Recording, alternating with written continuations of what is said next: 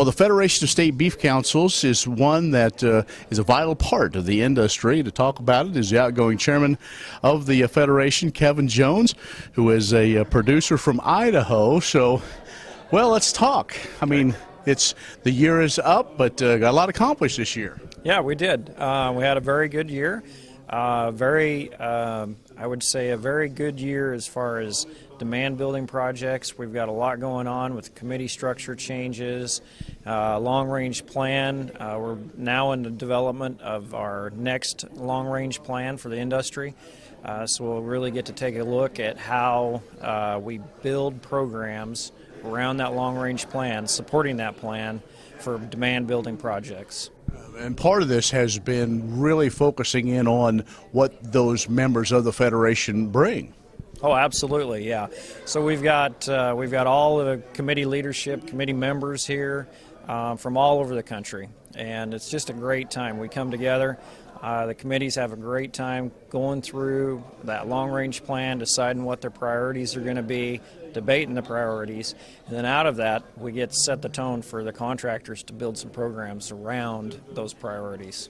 One of the situations that has been a big push as far as in the communication angle is using different forms of media to try to reach not only that next generation, but also those that use those phones kind of as their lifeline. Oh, yeah.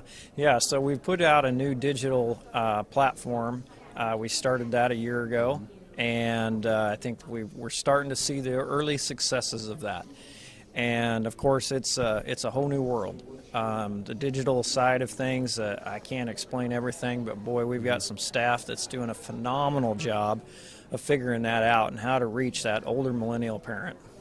All right, Kevin, let's talk about the other thing that has come out very recently is the survey that was taken right at the end of the year, first part of January, that said the beef checkoff is supported by a number of very positive experiences. In fact, those that really have negative is the lowest it's ever been. So, you know, those state beef councils are right on the front line that help tell that story, so it's got to make you feel good. Oh, yeah, absolutely.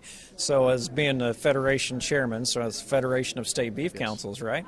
So we have just a tremendous amount of staff that is doing a terrific job nationwide. And those folks are out there on the front line, as you said, every day. They're doing demand building projects. They're spreading the good word of what the checkoff dollars are doing to producers all over. And I'd really encourage producers to come and see. Make it to these meetings. It's a lot of fun, and you'll be amazed at everything that's going on with those checkoff dollars to build demand. It's your time serving on the Federation and going through the leadership. Reflect just a little bit on maybe some of the things you've learned, some of the things that you've picked up as you've gone through this process. Oh, it's been very educational. A lot of fun.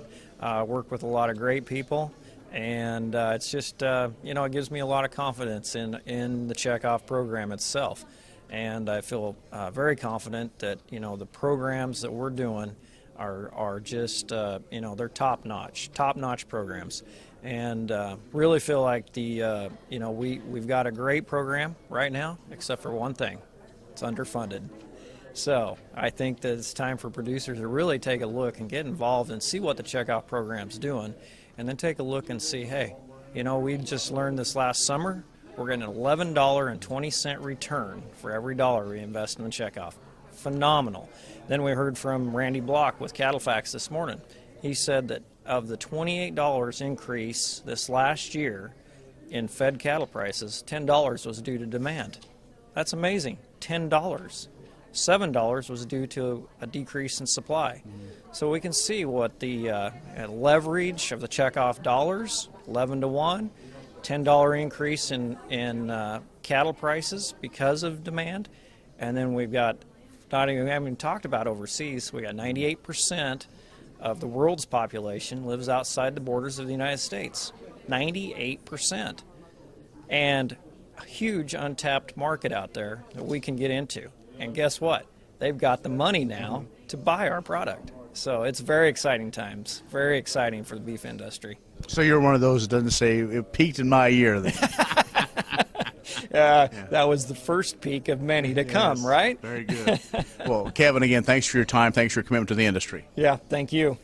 Kevin Jones, who is a rancher from Idaho, wrapping up his time as the chairman of the Federation of State Beef Councils. That's the Ag View from San Antonio. I'm Ken Rogers.